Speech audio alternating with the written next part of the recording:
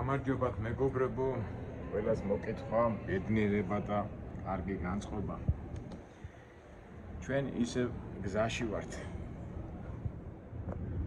თვითმფრინავები, მომსახურეობა, აეროპორტი და უამრავი ხალხი. დადიხარ და ფიქრობ, რა არის ეს? იქ მიდიხარ, აქ მოდიხარ. თავიდან გიხარია, თქვათ, სიყვაზე რაღაც ახალს ნახულობ, ხო? თვითმფრინავებს, ამ კონსტრუქციებს, ამ თანამედროვე ცხოვრების, ეცნობი თანამედროვე ცხოვრების სტილს. მაგრამ რაც არ უნდა თანამედროვე იყოს და რაც არ უნდა მოდერნულად ითვლებოდეს ეს წასვლის მომენტი გარკვეულ ფიქრებს იწვევს. გინდა არ გინდა თავისთავად იწყებს. ასე თქვათ, ფილოსოფიურ აზროვნებას, გააზრებას და გამოგაქვს გარკვეული დასკვნები. ფიქრები, რატომ დადიხარ, ისთვის დადიხარ, გიღის, არ გიღის. ვარიანტი არ არის, ეს ფიქრები ყოველთვის მოგივა.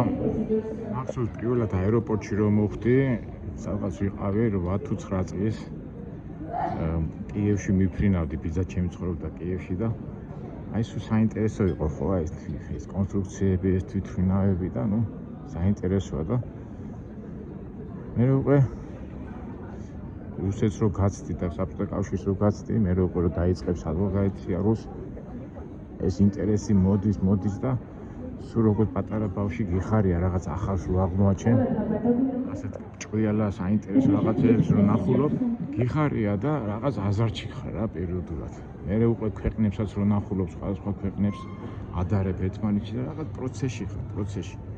გადის გარკვეული მომენტი და ამას ყველაფერს ეჩვევი, ეს უკვე ჩვეულებრივი ამბად მიგაჩნია და უკვე ეძებ უკვე სხვა საინტერესო რაღაცებს, მაგრამ ისიც თითქოს ერთფეროვანი რო ხდება, მე უკვე გინდა არ გინდა სხვა ფიქრები დაგიფროს ხოლმე რა. და ალბათ ეს მომენტიც ახლა ეს მომივიდა. იმიტომ რომ ახლა ფაქტობრივად მე მომიწევს ამდენი 10 საათი ფრენა და 10 საათის აქ აეროპორტები თვითმფრინავი და იწყებს ცხოვრების არსზე ფიქრს, შენ მიზნებზე და ასე შემდეგ. მით უმეტეს აქ ემატება მე ემოციები, რომელიც უკავშირდება უკვე ახლობლებთან დაშორებას, შენ საყვარელი გარემოსთან დაშორებას. ემატება ამას, რომ ამ გარემოს, შენ მშობლიურ გარემოს იცვლი, გადადიხარ სხვა გარემოში და სულ ამ გარემოს ცვლაში ხარ რა. აკეთებ ადაპტაციას, ხან გამოგდის, ხან არ გამოგდის და ნუ საერთო ჯამში ხარ, ასე თქვათ, ორომტრიალი არ მინდა ვთქვა, მაგრამ ნუ თავიდან შეიძლება ორომტრიალად ჩათვალო, მაგრამ გარკვეული დროის შემდეგ ეს უკვე ჩვეულებრივი ამბავია. მით უმეტეს ახლა ამ თანამედროვე დროში მანძილებს უკვე ფაქტობრივად აზრიც აღარ აქვს. უბრალოდ ფიქრის ბევრი საშუალება მოგდის. ახლა შეიძლება თქვათ იყო თბილისში ან შენ სოფლის გარშემო იტრია რომ 100-200 კილომეტრის რადიუსში და მიზნები იგივეა. უბრალოდ ტექნოლოგიებამ და ამ გადაადგილების საშუალებამ დაამოკლა ეს, თქვათ, ეს გეოგრაფიული მასშტაბები, მაგრამ არსი შენი ცხოვრების მოქმედების, შენი, ვთქვათ, აზრი, წეღანას რო დავიწყე, რომ რატო დადიხარ, ისთვის დადიხარ, ეს მასშტაბები ცოტა სხვანაირად არის. აქედან გამომდინარე, ესე იგი შეიძლება ამ მრავალფეროვნებამ ჩაგითრიოს პროცესმა გადაგიყვანოს სიტყვაზე ემოციურ პოზიციაზე, სხვა იმეებში, მაგრამ არსი უნდა იცხოვრო კარგად და წარმატებას მიაღწიო, რჩება. მე ახლა რასაც ვლაპარაკობ, ამას შეიძლება ყოფით შენ გარემოში იმდენი არ იფიქრო, არც მიაქციო ყურადღება უმეტეს შემთხვევაში, მაგრამ აქ წასვლის და ფრენის და მოგზაურობის დროს განსაკუთრებით უკვე თვითმფრინავში ფიქრის და გააზრების საშუალება გეძლევა და აი ამ პროცესს ჩვენი არხიდან გამომდინარე გიზიარებთ და როგორ ვამბობთ ნატურაში და ბუნებაში ყველაფერი რეალობაში. Ну ერთ სიტყვით წავედით გზაში ვართ, ახლა რეგისტრაციას გავივლით და ჩავდებით თვითმფრინავში. And 2 in the rear cabin. They are marked as exit. Illuminated strips on the თვითმფრინავს აქვს ასეთი თავისებური თვისება, არ ვიცი, ახლა ბევრი დამეთანხმება.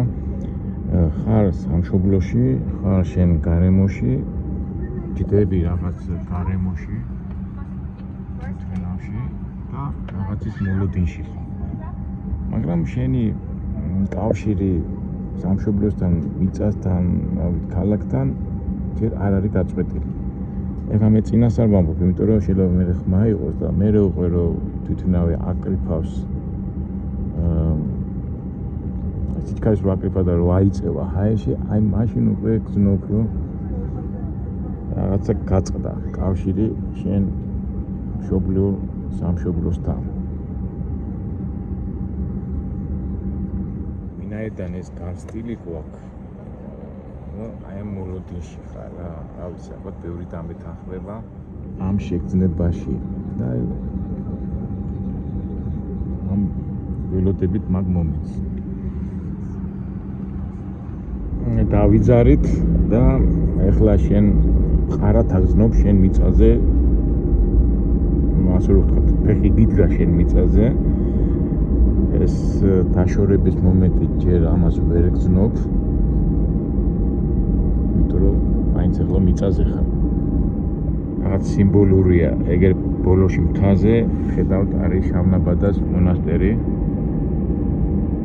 ამ შავნაბადას მონასტერთან მე განსაკუთრებული გზნობა მაქვს, იმიტომ რომ მთელი ცხოვრება ჩემი საცხოვრებელი სახლიდან რო ვიღვიძებ სულ ამ შავნაბადას მონასტერს ხედავ.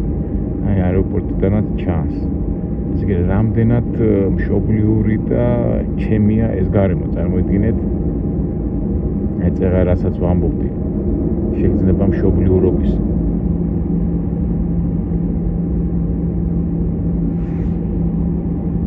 აი ჩვენი შავნაბადას წმინდა გიორგის მონასტერი.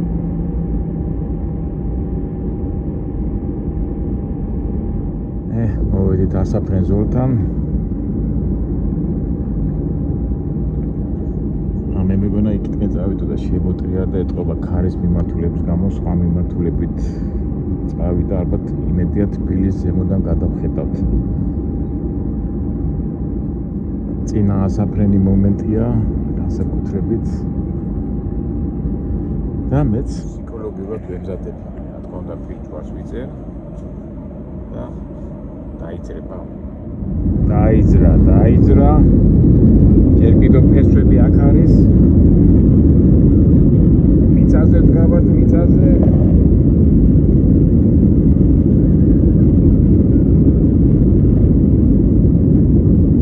ეს ყველაფერი მშობლიური გარემოა. და 1 არა 3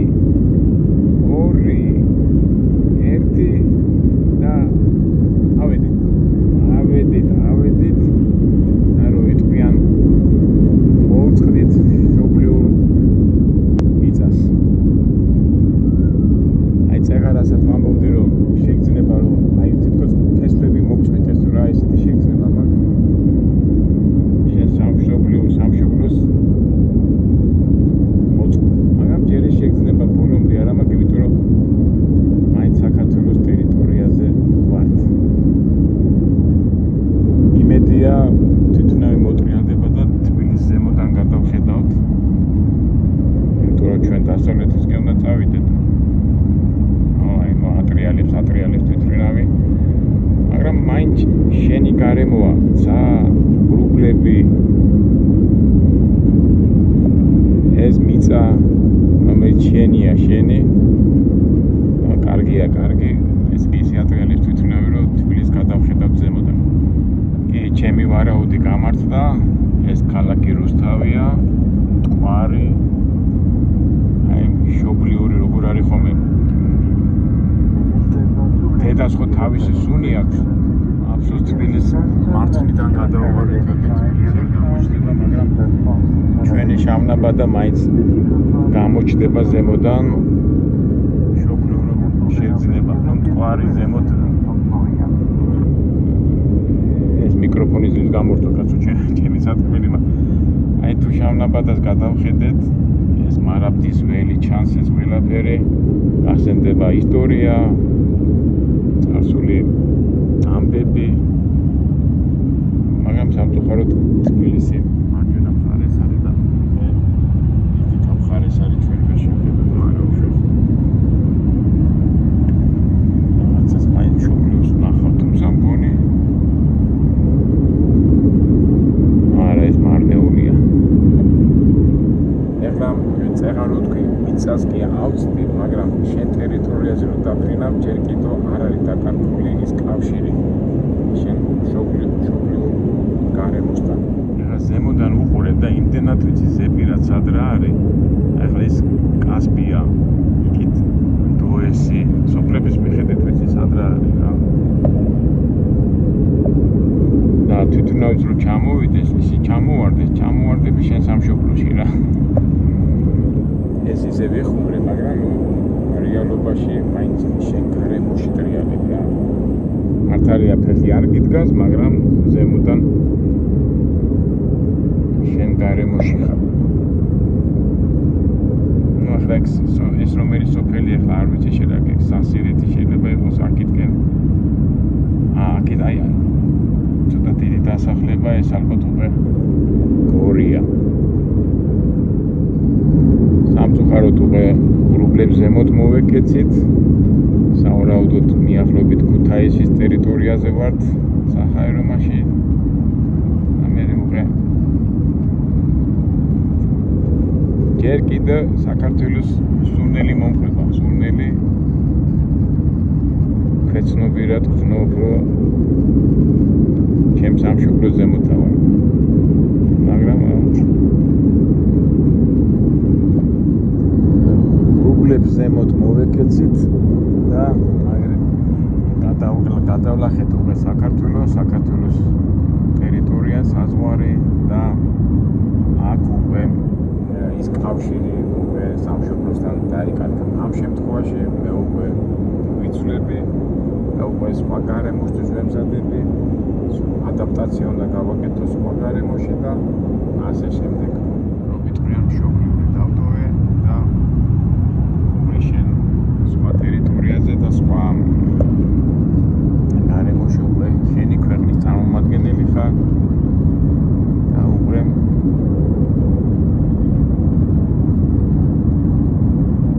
კონტექსტი როგორ ვთქვა თუ არა ასტურად არ ვამბობ, იცვლება და უკვე შინაგანად შენში უკვე მიდის ცვალებადობა და ემზადები უკვე სხვა გარემოსთვის.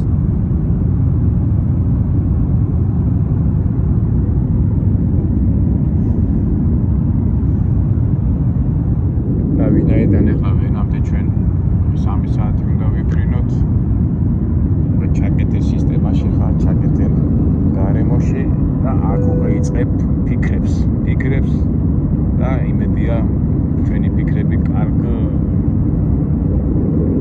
აზე და კარგ შედეგზე გაგვიყვანს. განსაკუთრებით ასეთ ლამაზ ლამაზია მზია მოდის გრუბლებში, ფერებში და თავისთავად კარგი პოზიტიური ფიქრები უნდა